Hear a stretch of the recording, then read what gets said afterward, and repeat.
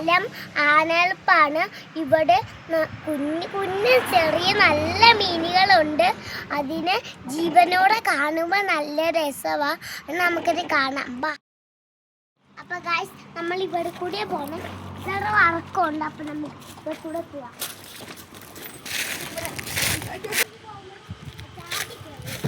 അപ്പൊ ഗൈസ്, നമ്മൾ ഇവിടെ കൂടിയാണ് പോകണം.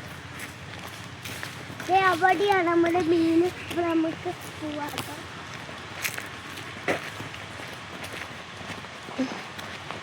അപ്പൊ ഗൈസ്, ഇതാണ് നമ്മുടെ കുളം.